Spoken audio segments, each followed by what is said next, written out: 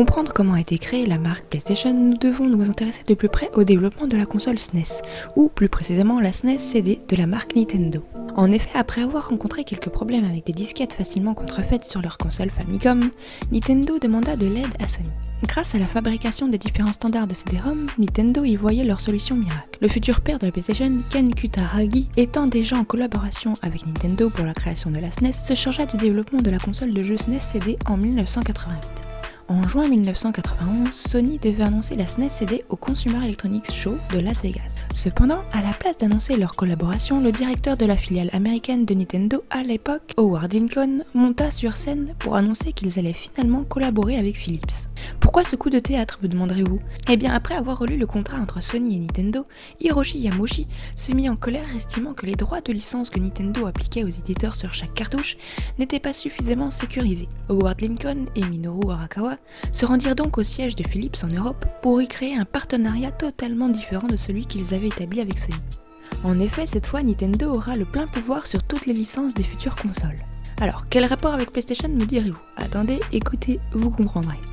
Se snober entre japonais et en plus en faveur d'une compagnie américaine, nous pouvons le dire, ce fut un drame pour Sony qui pensait même arrêter leurs recherches. Quel en aurait été ce monde sans PlayStation? Mieux vaut ne pas y penser.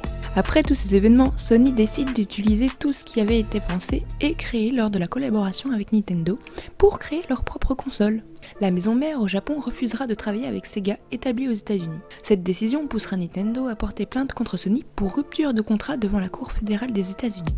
Ils demandèrent également l'interdiction de commercialisation de la PlayStation, estimant que Nintendo possédait les droits du nom. Heureusement, le juge fédéral refusa l'interdiction. De cette façon, en 1991, la première console Sony PlayStation fut dévoilée. Suite à leur petite guerre, Nintendo et Sony décidèrent de mettre de côté leur rancœur et de plutôt prospérer ensemble. En 1992, ils essayèrent de se mettre d'accord sur la répartition des droits de cartouches des jeux SNES. Sans succès et se rendant compte que la technologie SNES commençait à atteindre ses limites, Sony renouvela son concept de la PlayStation pour être en phase avec la technologie disponible à l'époque. Le port SNES fut retiré, l'espace entre Play et Station fut enlevé, et voilà que naîtra enfin la PlayStation. Voici quelques faits intéressants à propos de cette grande marque qui est aujourd'hui PlayStation.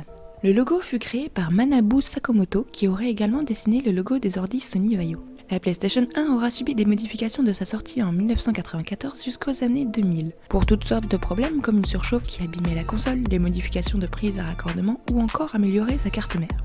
Le jeu PlayStation 1 ayant été le plus vendu était Gran Turismo avec 11 850 000 exemplaires écoulés et le dernier jeu produit serait FIFA Football 2005. Terminons cette vidéo par ce que pensait Teyu Goto, designer de la manette. Il explique que le triangle se réfère au point de vue. Il représente la tête de tout un chacun ou une direction.